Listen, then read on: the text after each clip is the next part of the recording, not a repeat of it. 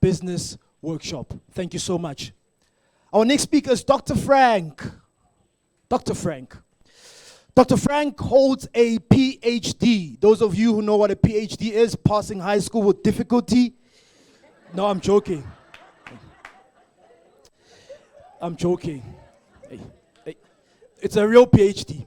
So he holds a PhD in personal financial planning from the Kansas State University in the USA, United States of America. He completed the advanced management program at the Harvard Business School and is a certified financial planner, certified financial risk manager, and chartered alternative investment analyst. Give him a round of applause, man. Dr. Frank has 25 years of experience in the financial services. He has held various executive positions, CEO, COO, companies, and is the head of financial wellness and advisory at Nedbank. He's with us in the building to come and share on financial strategies that you can use to take your business to the next level. Ladies and gentlemen, let's show some love and put our hands together for Dr. Frank!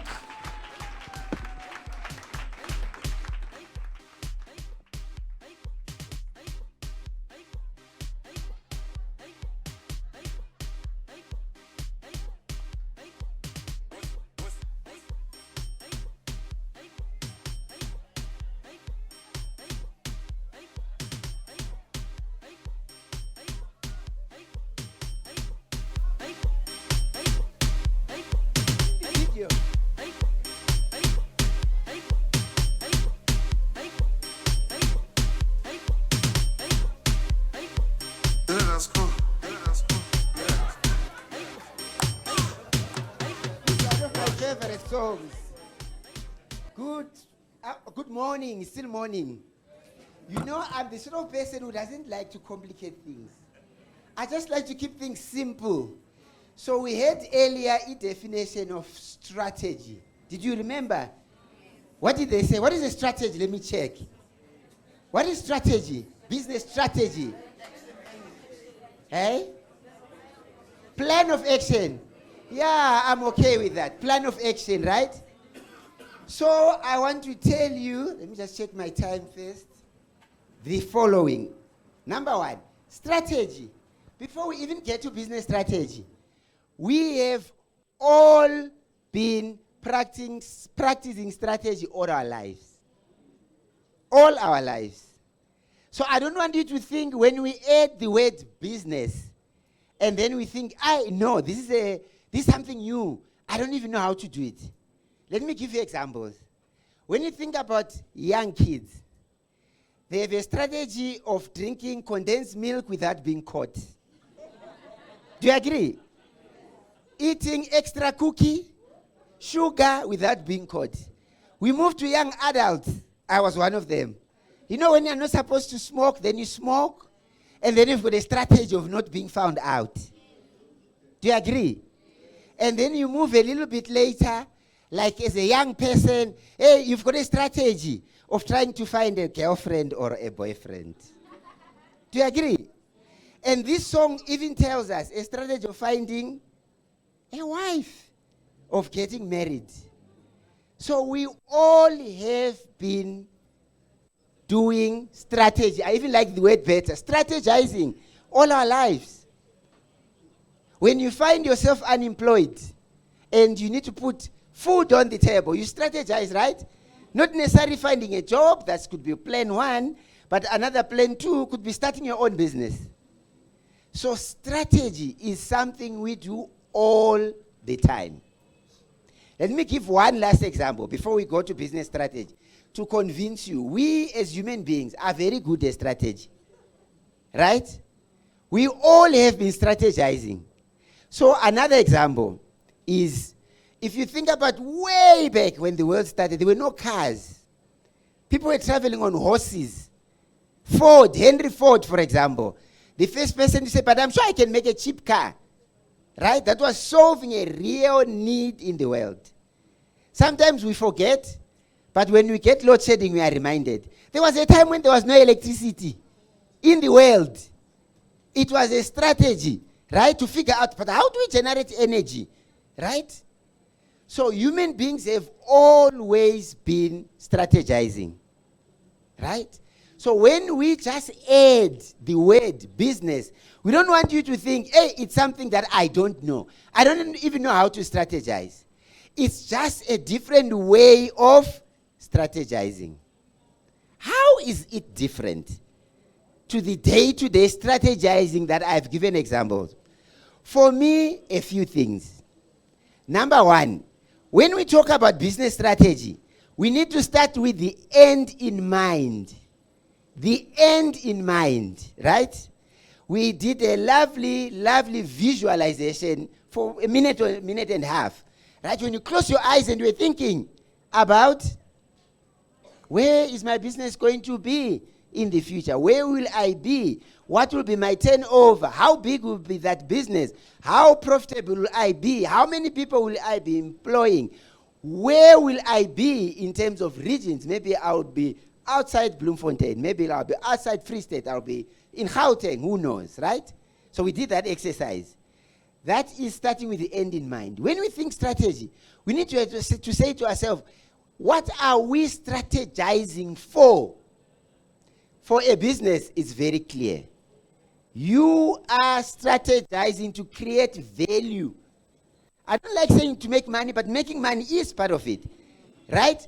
But when you think of creating value, you're saying, I am doing something that society will find value in.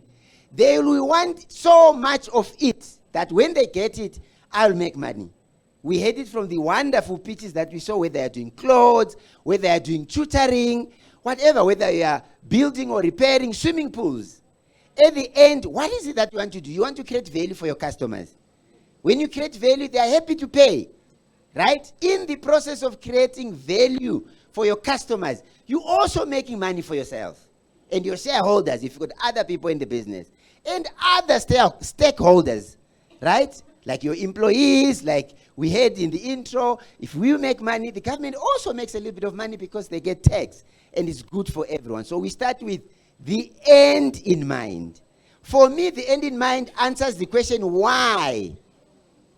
Why am I an entrepreneur? Why am I doing what I want to do? Right? And when you answer that big why question, you are close to starting with the end in mind. But then you need to do other things. So I want you to write down why. Start with the end in mind. I'm answering the why question. Why am I in business? Even big business like Nedbank, we ask ourselves, why are we here? Why are we doing it? So every single entrepreneur has to ask themselves the why question. That's starting with the end in mind. When you have done that, then we come right to the beginning.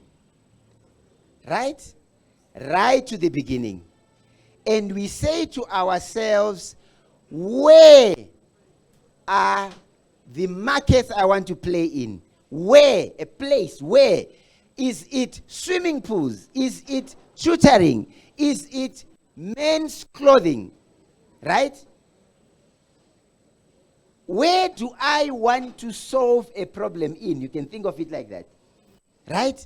And you need to be so clear, because you can't be everything to everyone. So you need to be so clear about, where am I pitching my business? You can think of it like that. Whether it's swimming pools, if we had in the pitches, whether it's tutoring, whether it's men's clothing, you need to be 100% clear. If you think of a bank like Nedbank, way back when it started, Nedbank is very old. Where we are a bank. But it has gone further and said, not only are we bank, we offer insurance as an example, right? We offer stockbroking, wealth management, but to who? Very important to understand. So first step, the end in mind. Why am I in business, right? The way you can even think it, for who? Who am I doing for? Men, female, young people, school children, whatever that question, whatever the answer to that is, right? So why, where? Then we need to go to what. What is it that I offer? It sounds obvious, but I talk to a lot of entrepreneurs to clearly and in short tell people, what are your services? We saw even on the stage, 2 minutes. It's a little bit hard, right? It looks easy when you have 10 minutes to explain it. But in short, what are your products and services? Right? To really capture it so well that it's convincing.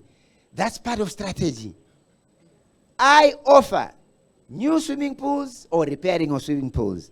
I offer clothing for men because I found out from my research it's difficult for men to find fashion at one place as we had in the pitches, right?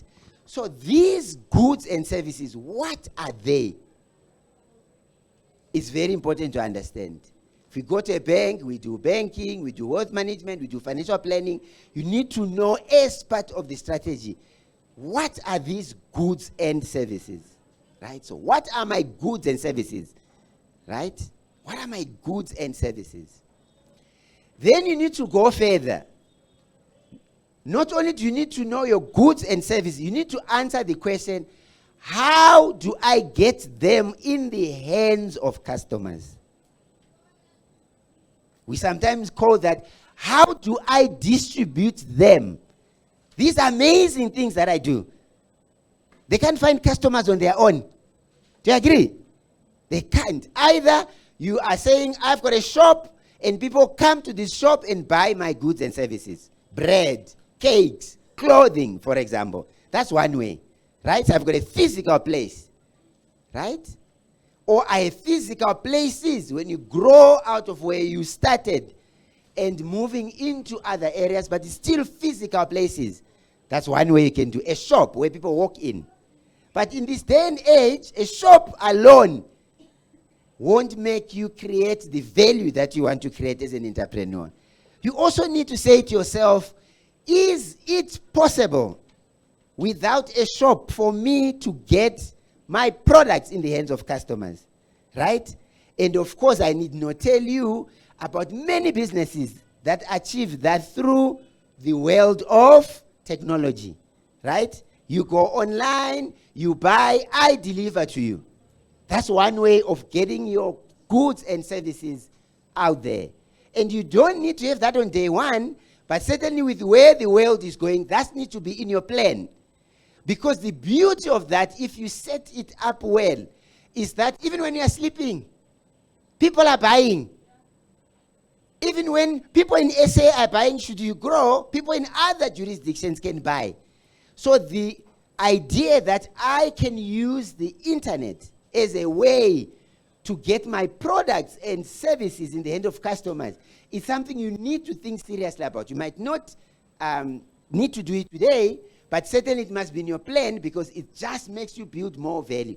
It's just one of those things where I want something, I go online, I get it, right? So it's important for building value. Let's just summarize before I give a few examples. So I'm saying to you this morning, for you to grow your business, for you to implement business strategy that we heard about and you had it being defined just when I started, you need to answer a few questions. Right? Why am I doing it? Very big question. Why? Right? Where am I doing it? Right? We are talking about, am I doing for young people? Am I doing for people who need to drop kids from school and I look after them? People who need new swimming pools? People who need swimming pools repaired? People who need building? Whatever it is. Where? Then we need to say, what? What is it that I deliver? And that's what we're trying to get our pitchers to do in 2 minutes. What is it? What are my products and services? Could even go further and say, how are they different? How are they unique? Why must people buy them? But that's all under what? Then we need, where do I distribute? How do I get them? Because they can't sell themselves. How do I get them in the hands of my customers? I do it face-to-face through a shop. I do it online. You could even be a wholesaler. I give it to someone who then on-sells to other people. So what you can see when you think of business strategy like that, for me, business strategy then boils down simply to choices. Business strategy about choices. It's about things you decide to do. I'm clear I am focusing only on men's clothing. You have decided what not to do in that. When you decide to focus on men's clothing, you are saying no children's clothing, no women's clothing. Right? And we even had earlier, I don't do shoes. That's a choice. Strategy is about choices.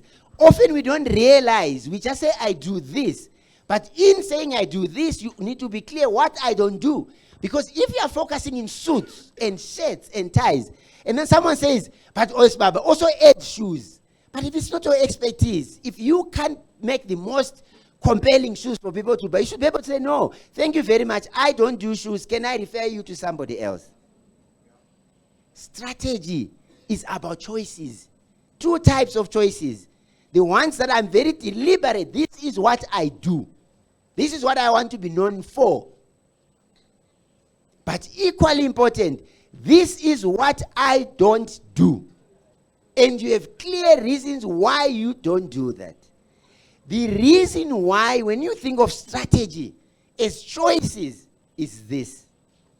All of us here as entrepreneurs and as individuals, just people running their lives, we are free to make choices. We can decide, okay, someone has convinced me, I'm going to add shoes, when it wasn't really something you were focusing on, right? Or I do tutoring for only these classes. Okay, someone says, maybe I'm good at maths, and I add maths. You can do that. But for any entrepreneur and any individual who's free to make choices, I want to remind you, whilst we are free to make choices, we are not free from the consequences of those choices. If you set out to make men's suits, and then let me just try, maybe I can also make shoes. The effort, the time you are taking away from your core thing of making men's suits, you are losing valuable time. You will bear the consequences of that. So any entrepreneur who says, but I just want to have a shop, right? I'm not going to be online. You are making a choice. You are not free from the consequences. May I remind you, we saw flames with COVID. If you were saying, I will not go online, I only sell physical shop, what happens? You saw flames. You could have even had to close that line of business, start something new, because the world was buying things online. I saw it personally. I joined Nedbank 10 months ago. I'll close on that. Not only am I talking to you as a Nedbank person, I have started many businesses. During COVID, let me close on this. I was running a business. Still alive, but we had to change it. It was called Thrive Financial Wellness. Going out to mining companies, Siriti, Anglo-American, Kudumang, Imeris, those were our clients. What were we doing? We were going face-to-face with my team of 6 people. We called them financial coaches. Helping people get their credit report, helping people manage money. All of it was face-to-face. 7 March 2020. Do you see I remember the date? 7 March 2020. Our world changed. From 7 March 2020 to August 2020, needing to pay 6 people, about 250,000 a month, that was our payroll. I didn't have revenue, dololo, zero. No money. Why? Because no one wants you to come and be in front of people and teach them financial education. The world had changed. You have to do it online. We were not online. We're now trying to convince our clients, hey, can we do it online? People are not sure, will it work? Financial education is done face-to-face, right? So here is a live example of a business that's doing very well for many years until COVID came and reminded us. When I say, how do I get my product in people's hands? That's very important. Don't wait for COVID. Make choices now that I do it face-to-face, but I definitely know there's a world of online. I will plan and eventually I want to get there. So you heard in the introduction, I'm a doctor. Not the doctor, that other one who treats people. No, the doctor of knowledge. But I think because I've earned it anyway, I'm going to finish off with a prescription if you don't mind.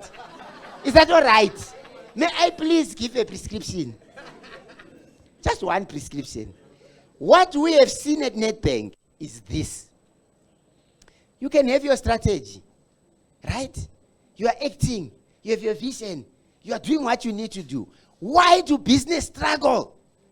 Many people, including you here, you say to yourself, I didn't go into business to manage finances. Don't you say that?